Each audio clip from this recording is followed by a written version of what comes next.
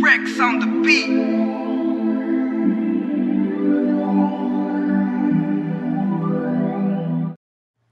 How's it going, everybody? The clips you're going to see this week are going to be from my bench day of the 531 Jim Windler program that I'm still running.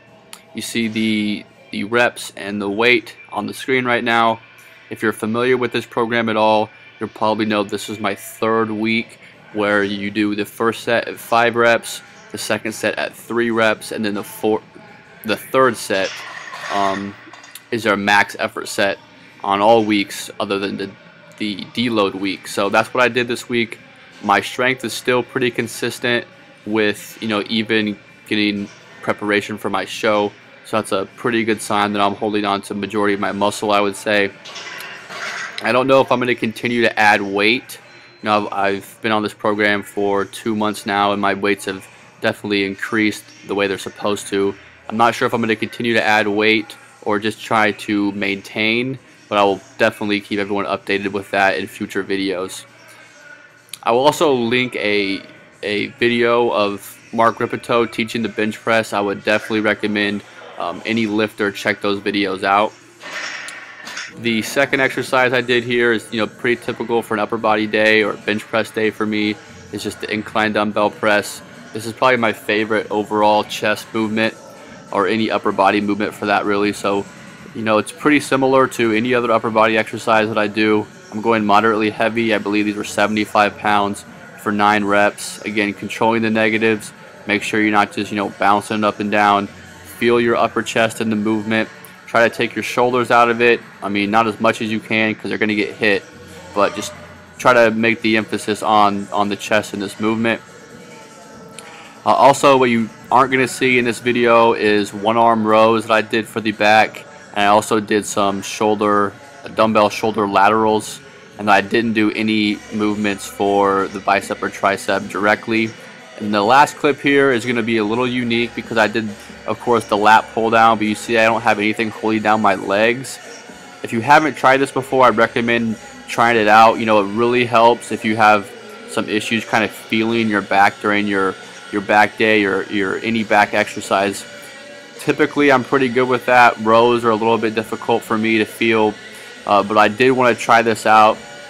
Again, you're not going to be able to use as heavy a weight, but that really shouldn't be your goal. It really should just be trying to stimulate the muscle. So I recommend trying these out, again, with an accessory movement, about 3 to 4 sets, 6 to 10 reps. And that was my upper body workout, guys. I hope you're liking my video series. And again, thanks for the support like always, and I'll have more good stuff coming soon. How's it going, everybody? I just wanted to show you a basic meal example of mine. This is a typical meal example of me, like on a weekend, like a Saturday or Sunday, where I have a little more time to kind of make some food that's a little more tasteful than maybe just like some oatmeal or a shake or some Pop-Tarts. Something. I'm usually on the go during the week with class and work and stuff like that. So when I get a chance to kind of sit down on a weekend, just take some time and cook, it's pretty cool. I enjoy doing it, and also, again, fitting everything inside my macronutrient requirements, and still having food taste good. So I want to eat this food because it's so good. So I'm just kind of go through this quick. The first thing I had is just 2 basic plain eggs. Hopefully you guys can see that. Getting the eggs first, a little more protein to get some fats inside of there. My fats aren't super low, so I can still kind of have some fatty foods here and there. Then additionally, I have just 8 ounces of orange juice with added calcium. So you're getting your calcium, you're getting your vitamin C in there. I typically try to have that with every breakfast. Also, earlier I just had my like 2.5 grams of beta-alanine and 5 grams of creatine monohydrate with just like some Crystal Light. Typically do that in the morning. You don't have to take your beta-alanine every day. Some people kind of say you do, some people say you don't. I kind of take just kind of like half the dose that I typically take on pre-workout days, just to kind of keep my carnosine levels elevated. Maybe that's a little overkill, I'm not sure, but it's a cheap supplement, and I don't really get the tingles with 2.5 grams, so I don't really see anything wrong with it. And then another kind of protein source here, I just have 8 ounces of skim milk and 1 scoop of vanilla Sivation Whey. I showed that in a previous video. The skim milk I have in that is actually from a local store here and has 13 grams of protein per 8 ounces. Someone told me about that, so I had to go check it out. And it really does have 13 grams of protein per 8 ounces. So you mix that in with a protein shake, and you're getting, you know, like 40 grams, 35, 40 grams of protein. And then lastly, the food anyways, is just 2 pancakes. I don't know if you can kind of see the syrup on there. My syrup is just a little bit of the chocolate Walden Farms, and then a little bit more of the pancake syrup Walden Farms. I also have some blueberries in there. Make sure you weigh out your blueberries still. Not a whole lot of calories, only 40 calories. Maybe a little bit anal, I'm not sure, but I weighed them out. And then as far as supplement goes in the morning, I already told you guys about the creatine and the beta-alanine that I take. And then with every meal, I'll probably have like 5 of these. Just omega-3 fish oils. I've had a previous video on this if you want to check it out.